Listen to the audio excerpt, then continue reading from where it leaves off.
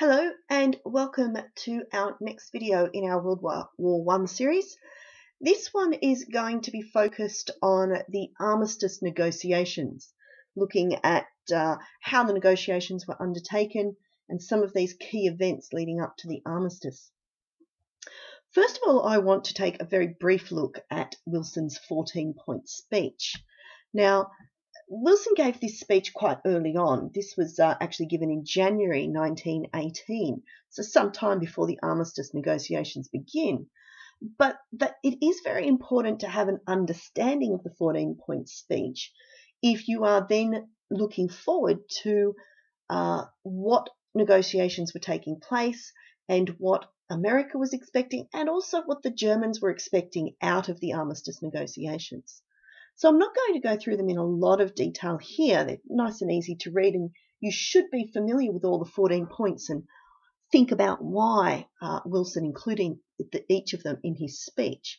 But let's just look at some of the key ideas which will help us understand the Armistice negotiations that then take place. So Wilson, in his January speech, was basically setting out what he hoped for is in terms of a long-lasting peace that could be negotiated at the end of the war. And some of the principles that underlaid what he was looking for were concepts like self-determination. That is, nations should be able to govern themselves independently and not be interfered with too much by other nations. Another one was that countries should have a right to develop independently. You can see how this connects with that idea of self-determination. Obviously, Wilson is looking here at some of those smaller nations that had been perhaps a part of an empire, such as in the Austro-Hungarian Empire in the past. And he's saying, look, these places should actually be able to, make their own decisions for themselves, determine their own futures, and not be governed by some kind of imperial power. That's what he was thinking. But I want you to think about, from a German perspective, when they get into a desperate situation towards the end of the war, how these ideals could appeal to Germany in that position. Also, of course, very important for the American economy is this concept of free trade. And remember this, in order to participate in a worldwide free trade network, you actually have to be able to run your own economy. You have to actually have the ability to participate in that free market. Normal things that you would expect is that Wilson said Germans should withdraw their troops from enemy territories. That's to be expected. But also, just bear in mind, we come back to this later on, one of Wilson's key ideas for him was setting up some kind of body that would help to actually maintain peace and security after the end of the war. And so he has this idea of a League of Nations.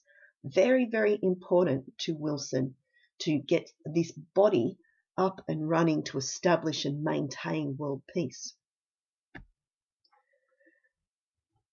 If we have a look at our other allies, Lloyd George, the British Prime Minister, there on the left, and Clemenceau, the French Prime Minister, on the right, they really weren't interested in Wilson's 14-point speech. They saw him as a bit of an upstart.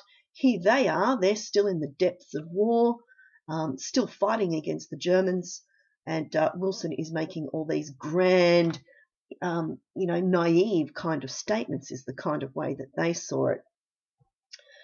So certainly they rejected Wilson's 14-point speech. He'd actually asked them if they want to make a joint speech, and they had said no, not interested at all. But if we come back now to the Armistice, and remembering that the German government had made an application for peace on the 3rd of October 1918, so many months after the 14-point speech had been made. And the Germans had made overtures of peace towards Britain and France in the past, back in 1916. And at that point, the British and French had just rejected them outright. So the Germans understand that by October 1918, Remember, the Germans now in that difficult military position. They understand that the British and the French are not going to treat the Germans very fairly. However, here is Woodrow Wilson here in the middle. The American president, in his 14-point speech earlier in the year, had promised all of this fairness and justice in terms of how peace should be settled and, how the world should be run after the war. And so when the Germans make their application for peace, they make it directly to Woodrow Wilson. Basically, they're asking him to act as an intermediary between the Germans and the British and the French, hoping that Wilson's ideals of fairness and justice will be able to shine through and get the Germans a better deal in their armistice negotiations. Wilson, however, doesn't just go ahead. Even he has some basic limits that he sets with the Germans before they will even start negotiating an armistice. Now, remember, an armistice is just a ceasefire. It's not the end of the war necessarily. It's just a ceasefire while we then go on to negotiate a peace treaty. So even before they agree to sign an armistice just to cease fire, the Allies start setting a lot of requirements for the Germans to follow. And I want you to have a think about the level of these requirements in the armistice and whether the Germans would have agreed to them if they weren't in such a dire situation by October 1918. So Wilson is saying, okay, look, let's have an armistice. We should negotiate that. But before we even sit down at the table to negotiate it, Germany, you should take your troops out of France that shouldn't say Germany. That should say Britain, of course, Belgium, of course. Submarine warfare has to cease. Submarine warfare, of course, is something that had really impacted on America. One of the main reasons it was in the war. And also, Democratic America says, Germany, you have to change your government. Out with the Kaiser, or at least changing from an autocratic government to some kind of democratic system. You can imagine how the Germans liked those terms.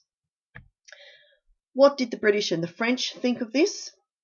Well, to begin with, they weren't interested at all. But eventually the Germans realised, and as the military position kept getting worse and worse as October went on, the Germans suddenly started agreeing. They agreed on the 12th of October that they would withdraw their troops from France and Belgium as soon as they signed the armistice. Not before, but as soon as they signed, they would withdraw.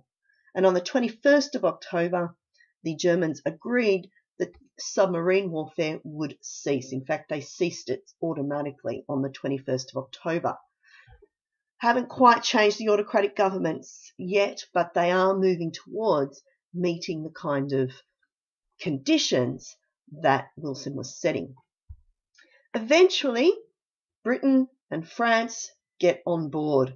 Remembering, they still don't agree with Wilson's 14 points. They still don't believe that the Germans should be given a lot of fairness and justice. But on the 25th of October, they do agree, okay, let's work towards an armistice. But here are their conditions. They have to make sure, and you can understand where they're coming from. They're saying Germany must not be able to take up military action again, and they're going to have to pay. These are the conditions on which France and Germany just agree to even sit down at the table to negotiate an armistice. What's happening back in Germany during this time is that the people have finally found out that Germany is in such a difficult military position. It came as a shock. I think we've talked about this before when we looked at the German home front, but it really was a shock to the German people that suddenly they could be in a losing military position. They'd been fed so much information during the war about the success on the military front, and now chaos really just broke out in Germany as the population was really reeling from this news. In November, we see anti-war rallies taking place. and certainly early November, really Germany is in uproar. And it's not just in Berlin, it's in other places. So you can see here in places like Kiel and Wilhelmshaven, on the 6th of November, there were actually naval mutinies in these towns. The sailors mutinied, went on strike. And so widespread disturbances across Germany. And that's just going to make the situation even worse for Germany. They really need to have that armistice signed. On the 7th of November, the German delegation, these fine-looking gentlemen here, made their way to the front line, and they were there to negotiate the armistice. However, they weren't just meeting on the front line. They were taken by a long route so that they could see the devastation of the battlefields well behind the line. So by November, this is where the front line was, and the German delegation is taken well behind the lines. And you can see back behind the lines is where they were taken to, negotiate the armistice. The armistice itself was discussed on a railway carriage, and this was Marshal Foch's personal private railway carriage well behind the lines. And on the right there, you can actually see the Allied delegation that took part in the armistice negotiations. The German delegation now well behind lines, able to contact Berlin, but on the 9th of November, there's a revolution in Berlin. Socialists in particular out on the streets, armed revolutionaries, and things are so desperate that the Kaiser, Wilhelm II, resigns. He abdicates, and he's already left Berlin, and he now abdicates, and he doesn't die. He now lives out the rest of his life in the Netherlands. But that's it for an autocratic government in Germany. It's gone. And they announce that on that day, here at the Reichstag, they announced that Germany is now a socialist republic. The socialist Ebert becomes Chancellor, Prime Minister, and that's not the end of it. There's a lot of problems in Germany that continue on. But back in terms of our armistice negotiations, our delegates, German delegates, well behind lines, have basically just shown a newspaper headline from Paris telling them about the Kaiser's abdication. They try to get in contact with Berlin. Things are so chaotic. In the end, they're forced to just sign the armistice agreement. And here they are in the railway carriage actually signing the armistice agreement. It is officially signed at 5:10 a.m. on the 11th of November. And the ceasefire, of course, then takes effect on that day, 11 a.m., the 11th of November. Let's leave it there. We'll come back in the next short video and take a look at the conditions of the armistice.